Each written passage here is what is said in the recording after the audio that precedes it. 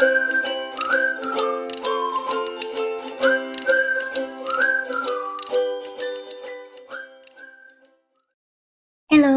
xin chào tất cả các bạn. Chào mừng các bạn đến với kênh Móc Len của Mimi Handmade. Hôm nay Mimi sẽ hướng dẫn cho các bạn móc một cái nhánh hoa luli như thế này, bao gồm 6 bông hoa và 2 cái chiếc lá. Rất là đơn giản thôi. Mình hướng dẫn cho các bạn rất là chi tiết và cụ thể luôn.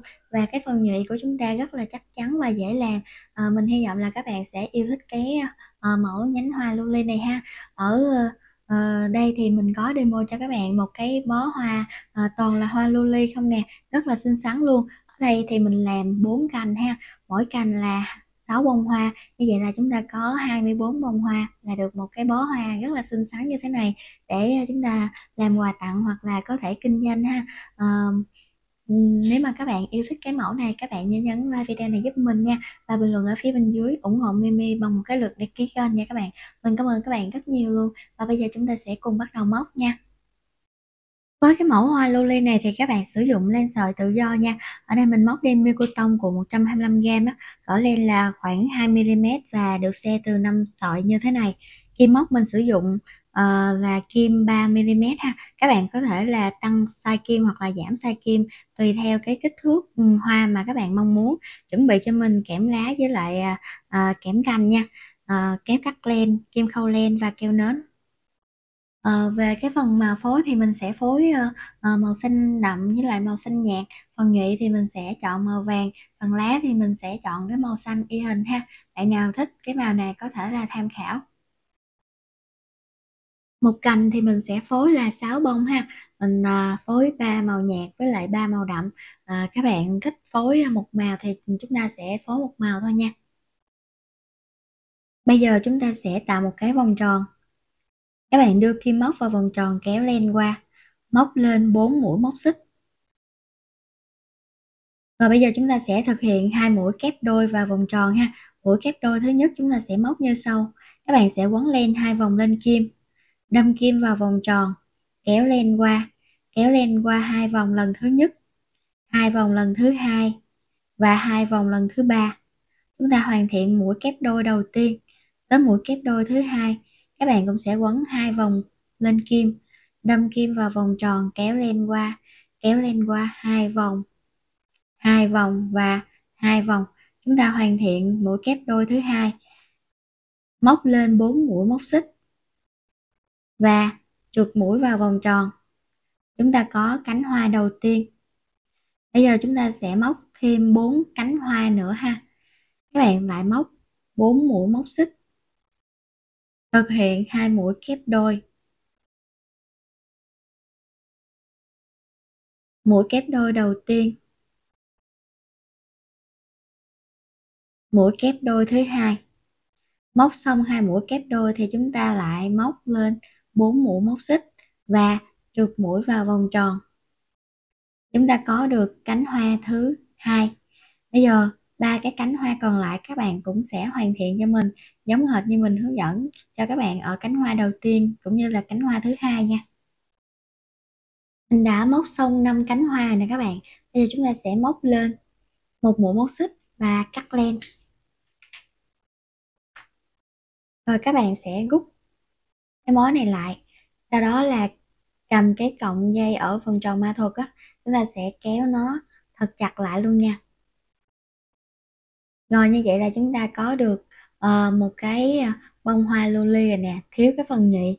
Bây giờ chúng ta sẽ lấy kẽm lá và màu vàng ra. Trước tiên là mình phải giấu cái phần len này vào trong mũi móc cái đi nha. Các bạn sẽ kéo 2 cọng len này qua luôn. Rồi kéo 2 cọng len này qua bên cánh bên này. Rồi chúng ta sẽ cắt len.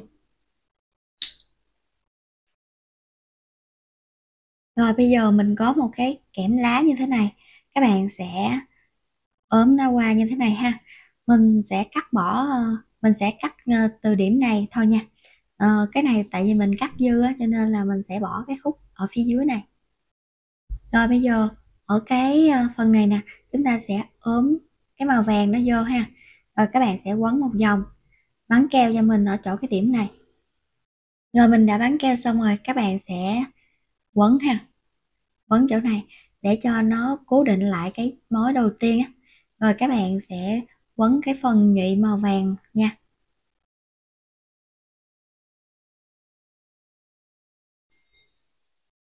Quấn nó qua phía bên này. Rồi bây giờ các bạn sẽ bắn keo cho mình ở cái điểm màu xanh này nha. Bắn keo xong thì chúng ta cũng sẽ làm. Rồi các bạn sẽ cắt len, cắt sát luôn nha. Sau đó là cắt luôn cái cọng đầu tiên. Rồi bây giờ chúng ta sẽ canh chỉnh nó nè. Các bạn sẽ ốm cái cọng này vô. Rồi như thế này ha. Các bạn sẽ quay nó. Rồi xong rồi đó. Các bạn sẽ lấy cái cọng ngắn á, chúng ta sẽ nối nó vô trong cái cọng dài như thế này. Rồi như vậy là chúng ta có được cái phần nhụy nè. Các bạn sẽ lấy cái len màu xanh ra. Rồi từ đây các bạn sẽ quấn cho mình.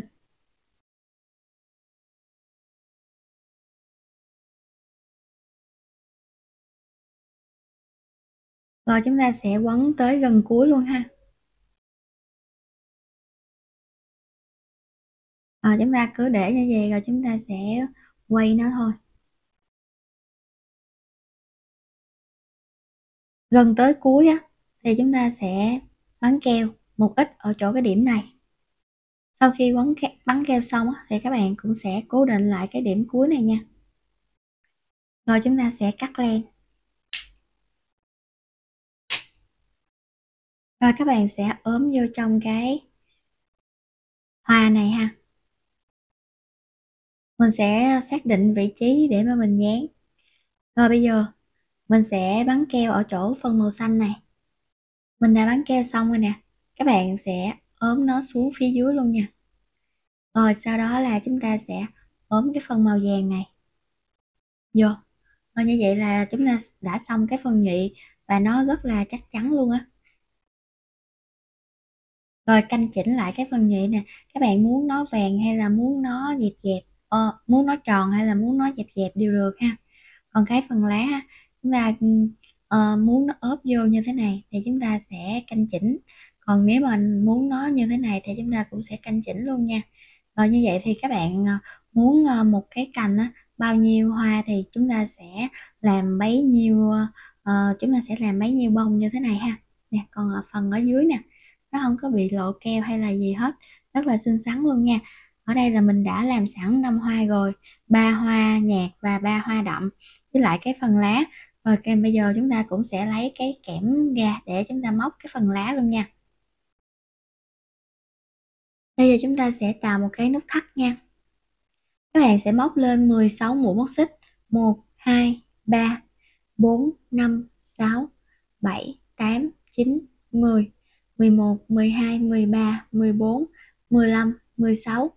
Bây giờ chúng ta sẽ đâm kim vào chân móc xích thứ 15 á.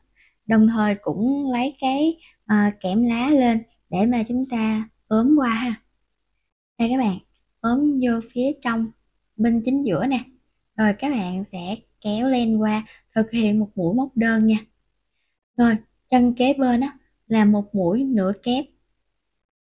10 chân móc tiếp theo, mỗi chân là một mũi móc kép. 1, 2. Rồi các bạn móc tới mũi móc kép thứ 10 nha. Bây giờ còn 3 chân móc các bạn, chúng ta sẽ móc vào 2 chân kế cuối. Mỗi chân là một mũi nửa kép. Mũi đầu tiên nè, rồi mũi thứ hai. Các bạn sẽ móc vào cái chân cuối này 3 mũi móc đơn cùng một chân. Mũi móc đơn đầu tiên. Rồi mũi móc đơn thứ hai và mũi móc đơn thứ ba chúng ta sẽ móc qua cái kẽm phía bên này ha.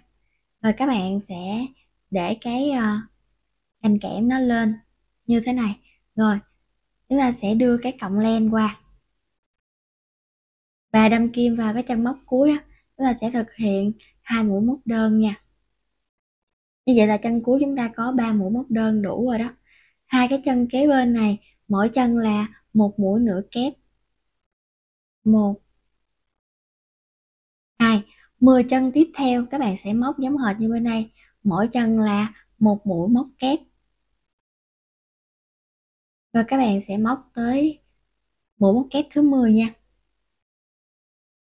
Còn hai chân móc cuối nè, cái chân kế cuối các bạn sẽ móc một mũi nửa kép nha, và cái chân cuối cùng này chúng ta sẽ móc là hai mũi móc đơn. Các bạn sẽ trượt mũi vào cái chân móc đầu tiên này. Rồi như vậy là chúng ta đã móc xong cái phần lá. Các bạn sẽ cắt len, kéo cái cọng len, rút nó lại, đâm kim vào cái chân đầu tiên này, kéo cái cọng len xuống. Rồi bây giờ chúng ta sẽ quay ra sau để giấu cái cọng len thừa này nha.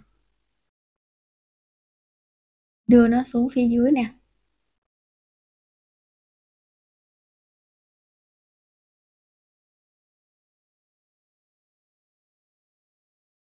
Rồi một lát nữa còn bao nhiêu thì chúng ta sẽ cắt bỏ nha.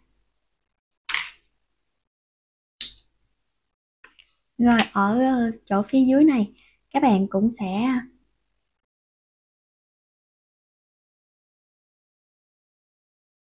rồi bây giờ các bạn sẽ để cái lá nó như thế này ha. Chúng ta sẽ ốm hai cái cọng này lại. Rồi còn dư một ít ở chỗ cái điểm này nè, chúng ta sẽ quấn một ít thôi ha. Để nữa mình sẽ ốm vô trong bên trong kia luôn. Rồi bây giờ các bạn bắn keo cái chỗ điểm này, và còn bao nhiêu thì chúng ta sẽ cắt bỏ. Cái kẽm này nè, mình làm khoảng 25 cm đó. Tại vì mình để mình bó hoa nữa, cho nên là mình khảo khảo nó như thế thôi. Có dư thì mình sau khi mình bó hoa xong mình sẽ cắt bỏ. Rồi bây giờ chúng ta sẽ làm cái điểm đầu tiên nè. Các bạn sẽ ốm vô như thế này, rồi chúng ta sẽ bắn keo ở chỗ cái điểm màu xanh này nha. Rồi mình đã bắn keo xong, các bạn sẽ quấn cho mình những cái đầu cái trước ha. Rồi bây giờ chúng ta cắt bỏ bớt cái này đi. Các bạn thích bó như thế nào thì chúng ta sẽ bó quấn như thế ấy ha. Rồi chúng ta sẽ ấy một cái đầu tiên nè, chỗ cái điểm đầu tiên này nha. Xong rồi tới một cái màu đậm đi. Rồi các bạn cứ bỏ nó ra, cái tới màu đậm ở phía bên đây.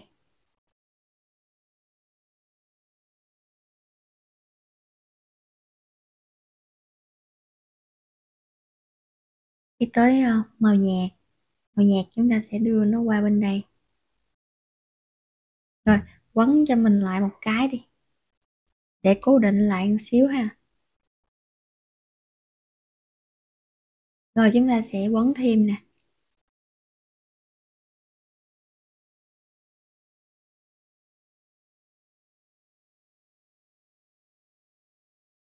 Rồi cái cuối cùng. Rồi như vậy là 5 hoa như thế này ha. Các bạn sẽ quấn chặt nó lại nè.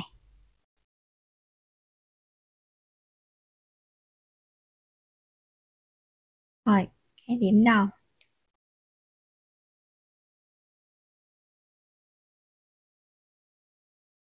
Xong mình quấn xuống xíu nữa cái mình sẽ để lá lên luôn nha.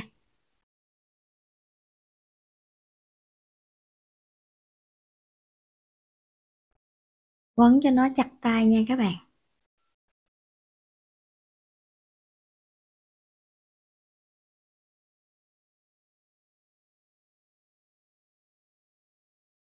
Rồi bây giờ chúng ta quấn thêm cái này nữa. Rồi tới cái phần lá nè.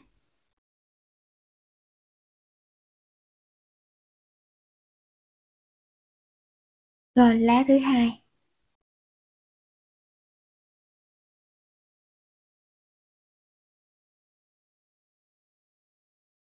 Bây giờ chúng ta lại quấn xuống phía bên dưới luôn.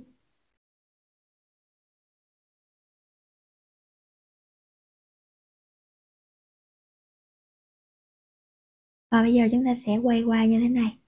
Rồi xoay đi cho nó nhanh.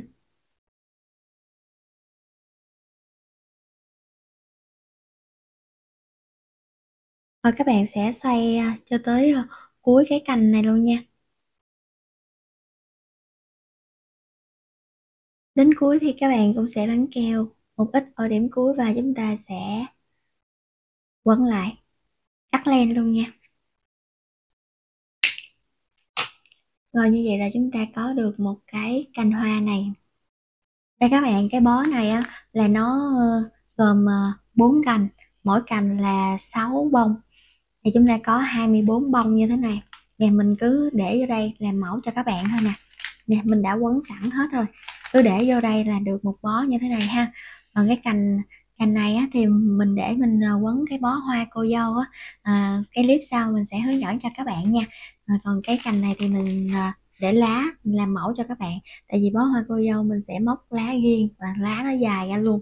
À, mình hy vọng là các bạn sẽ yêu thích cái cành hoa lưu ly này của Mimi hướng dẫn ha. Nếu mà các bạn yêu thích, các bạn nhớ nhấn like video này giúp mình và bình luận ở phía bên dưới ủng hộ Mimi bằng một cái lượt đăng ký kênh nha các bạn.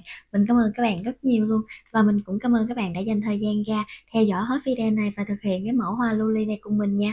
Bây giờ mình xin chào tạm biệt các bạn và hẹn gặp lại các bạn ở những clip sau. Bye bye.